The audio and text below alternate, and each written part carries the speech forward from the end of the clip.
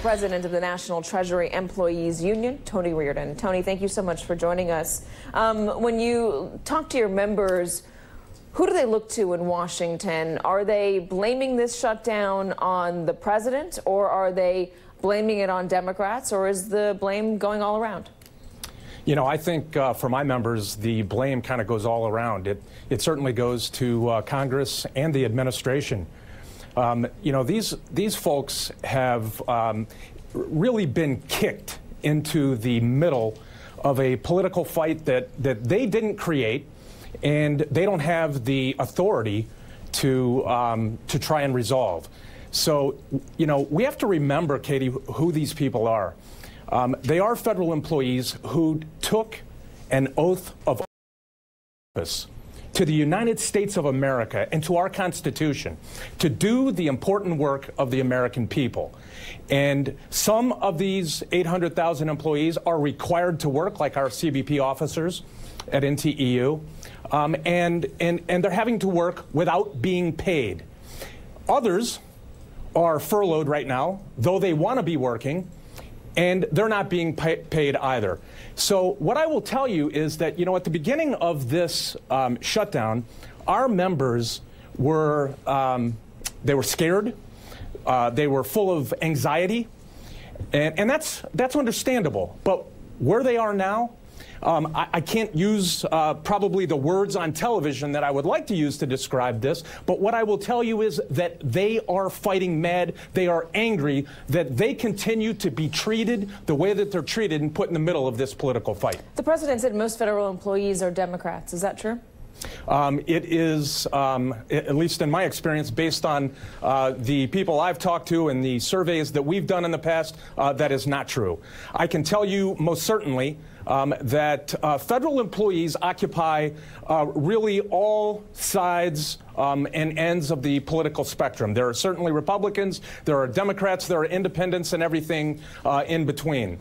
You know, I often tell people that civil servants, federal employees, you know, they go to work, and when they get to the workplace, to the port of entry, wherever it is they perform their federal duties, they check their political beliefs, and they do the work of the American people.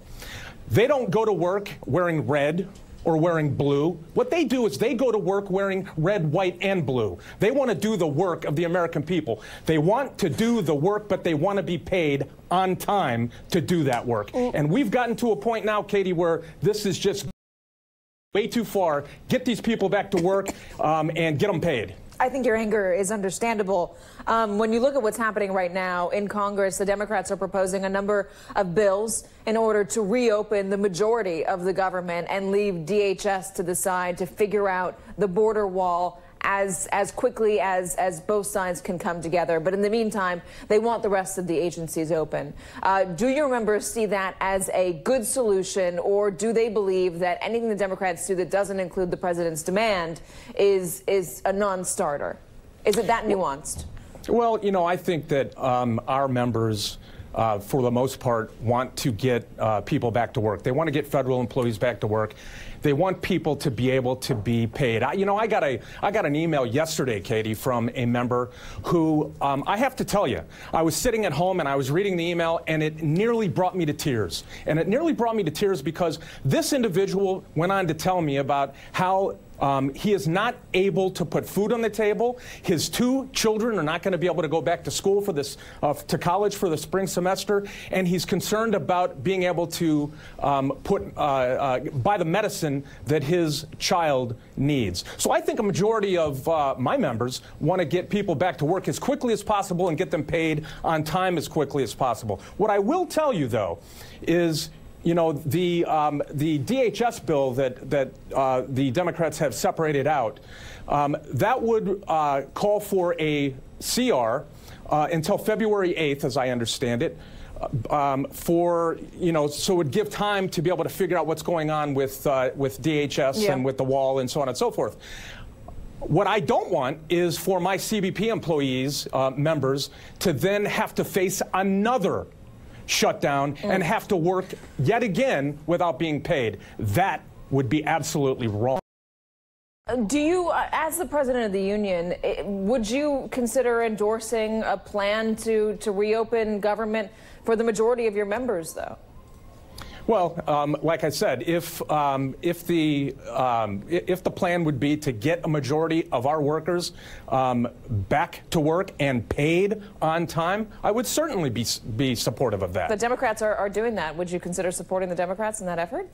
I would support that. I don't care, candidly, if it's, I mean, my issue is that whether it's Democrats, Republicans, Independents, I don't care who it is, get these federal workers back to work, get them paid on time, and remove them from the political fight that has been going on. They don't deserve to be in the middle of that political fight. Thank you for giving us some insight into what's going on with these more than 800,000, at least the ones that you represent, which is around 150,000, but generally the more than 800,000 federal workers who are currently either furloughed or working without pay. Tony Reardon, good to have you.